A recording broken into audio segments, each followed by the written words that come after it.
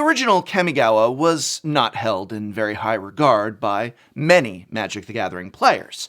There were many reasons for this, not least of all that since all rare creatures were legendary, it made competitive gameplay grindy, lethargic, and all around just kinda lame. I mean, who wants a set where all the creatures are legendary? Who wants to play in a tournament where you have to experience that match after match? Luckily, no one deals with tournaments anymore because we're all playing Commander, and competitive Magic is as dead as Koth. In other words, we all assume, but maybe it's still out there somewhere. I don't know, maybe I should say as dead as Elspeth, which is to say, kinda, but it's still around, out there, in the storyline.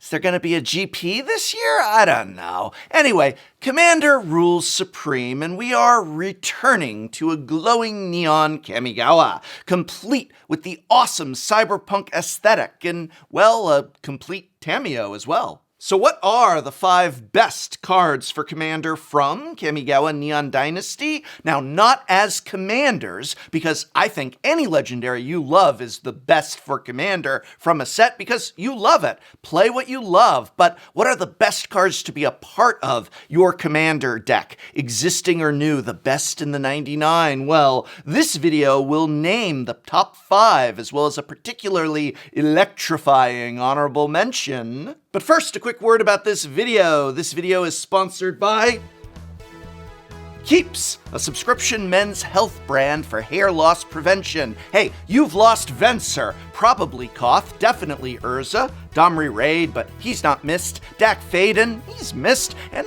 kinda Tameo now. Does that count as being lost, being completed? I don't know, but why lose your hair too? Well, if you're noticing that you're losing your hair and you want to keep it, that's where Keeps comes in. Keeps is just the generic version of the only 2 FDA-approved hair loss products. It's the same medicine, just at a huge savings. Hey, that's great. You work with a licensed doctor via online consultations, all from the comfort of your own home. And yeah, Keeps is prescribed and delivered right to your door. It all makes for a safe, secure, and easy process. Hey, real talk here. Some of us like to be gorgeous with long hair, and some of us like to be gorgeous with no hair. Do you want to look like classic Teferi or new Teferi? Both, I think, are gorgeous. Or maybe you want to look somewhere in between, and whether you have long hair, short hair, whether you are bald or balding, you are gorgeous because that is who and how you want to be, and that is what makes you gorgeous. You being you. Keeps is just a tool that helps you control how you wish to present yourself to the world. So if you are ready to take action and prevent hair loss, go to keeps.com/Tolarian or click the link in the video's description to receive 50% off your first order. That's KEEPS.com/Tolarian. Thank you, Keeps, for sponsoring this video. Starting off with an honorable mention is a card that's going to go in a lot of decks, because it's a land, but not just any land, it's Secluded Courtyard. Secluded Courtyard enters the battlefield untapped, which is already a plus in Commander, and when it enters the battlefield you choose a creature type. Secluded Courtyard can either tap for a colorless mana, or 1 mana of any color, but only if that mana is used to cast a spell of the chosen creature type, or activate an ability on a creature of the chosen type. So while no, this isn't the reprint of Cavern of Souls in a standard set that we absolutely should have had and at rare, not mythic, you know, so it could become affordable. Okay, stop. Calm blue ocean. Okay. Secluded Courtyard is a strictly better unclaimed territory, yay! And a welcome addition to any tribal deck at multiple colors, particularly 3, 4, and 5 color decks. Where unclaimed territory can help you cast Lord of the Accursed in your zombie deck, or Imperious Prefect in your elf deck, Secluded Courtyard can help cast them and, on your next turn, help activate their abilities. It might seem like a little, but it actually is a lot, and Secluded Courtyard is excellent at what it does, but it only belongs in tribal decks, which are unquestionably popular. But since this is still largely relegated to tribal decks, albeit tribal decks of any color, I decided to keep Secluded Courtyard in the honorable mentions, as there are so many more strategies in Commander, and so let's look at the real list. Coming in at number 5 is Replication Specialist. Speaking of popular Commander strategies, strategies, this is a card that belongs in arguably the most popular of all, Artifacts. Replication Specialist costs 4 and a blue for a 3/4 Moonfolk Artificer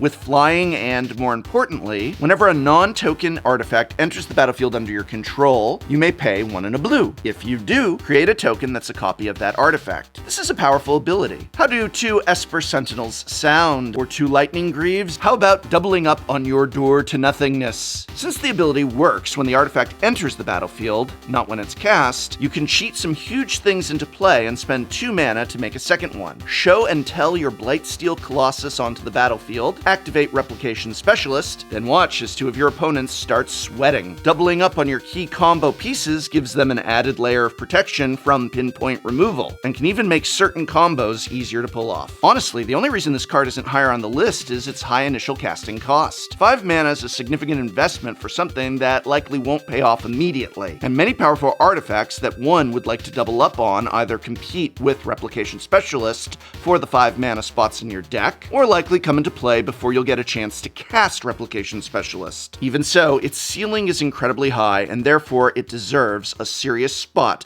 on this list. Great card. And our number 4 slot is reserved for Spirit Sister's Call. An enchantment for 3 generic, a black and a white, Spirit Sister's Call allows you to sacrifice a permanent every end step in order to return another permanent that shares a card type with it to the battlefield. Every turn you get a Victimize or Trash for Treasure. Every turn you effectively get a free Gen Arcanum Weaver activation. Aristocrat's strategies love this card because it offers a free sacrifice with an enormous upside. Graveyard strategies love this card because it allows a player to pull something good from their very likely full graveyard. Creature, enchantment, and artifact strategies love this card because it allows them to recur key pieces for a minimal cost. Recursion, particularly reliable recursion, is a powerful effect in a singleton format like Commander, and another card that does just that is always welcome. There are downsides, of course, and they deserve some discussion. The permanent you return to the battlefield gains if this permanent would leave the battlefield, exile it instead of putting it anywhere else,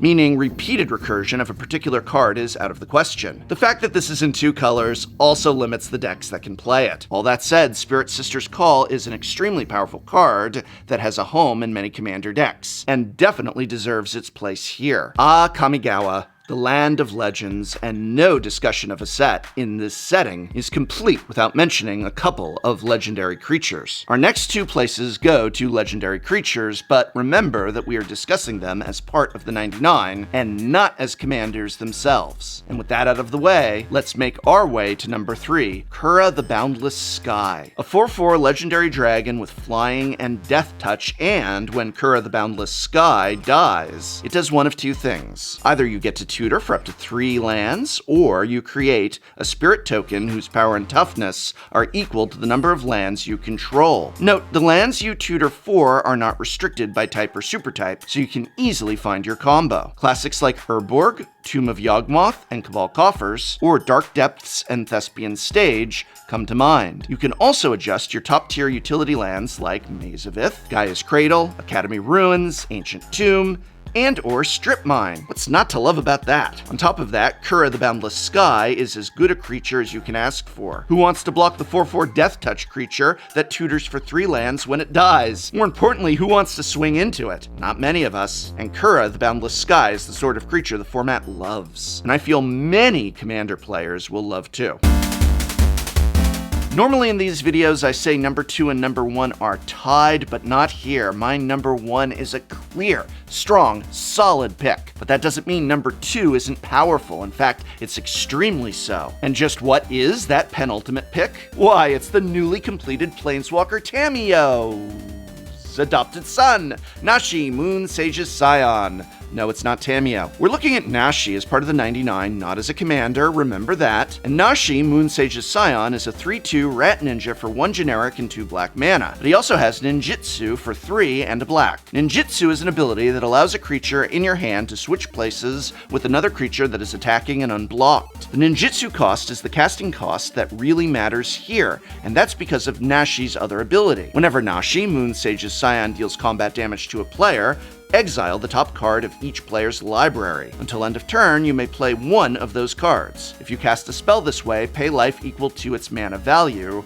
rather than paying its mana cost. Well, look at that. Tamio may be Nashi's adopted mother, but it looks like Atali, Primal Storm, and Bolas's Citadel maybe are its biological parents? Can a dinosaur and a stone citadel make a baby? Well, I guess they really love each other, and they're really gonna love Nashi. There are few feelings as satisfying as using an opponent's powerful spells against them, particularly when you don't have to pay mana for them. Pair Nashi, Moonsage's Scion, with Crystal Shard to lather, rinse, and repeat the process for maximum fun. For you, that is. Now, the element of surprise is important for any ninja, but a terrifying reputation works wonders as well. Will your opponent feel comfortable attacking with all their creatures when Nashi, Moonsage's Scion, could come in and steal their best card right off the top of their deck? Or just enchant Nashi with Aqueous Form?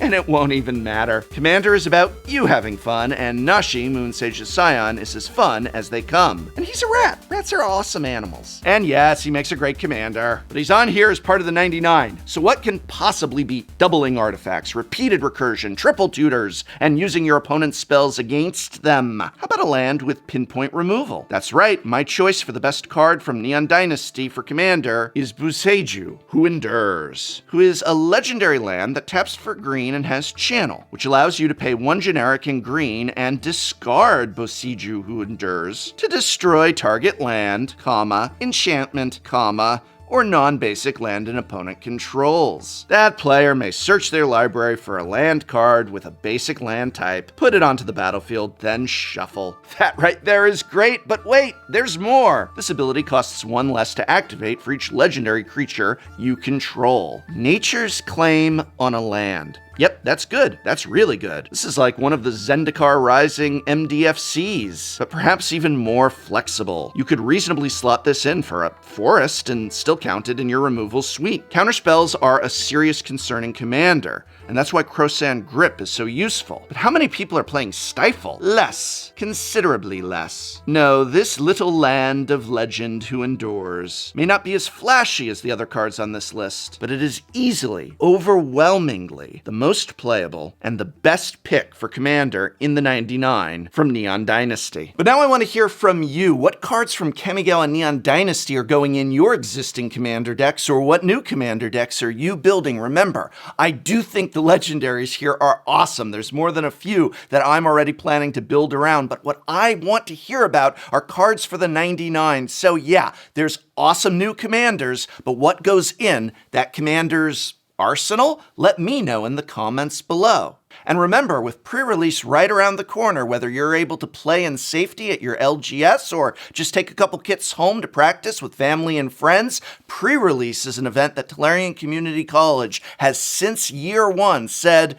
is worth it. Buying singles is a great way to get the specific cards you want, but what's better than playing Magic the Gathering than going in on equal footing at pre-release? So check with your local game store for registration or kits to take home. And thanks again to Keeps for sponsoring this video. If you're ready to take action and prevent hair loss, go to keeps.com/Tolarian or click the link in the description to receive 50% off your first order. That's keeps.com/Tolarian. It's just the generic version of the only FDA-approved medicines that work for hair loss prevention. There's nothing wrong with losing hair unless you don't want to be losing your hair, in which case, that's where Keeps comes in. And thank you again for sponsoring this video.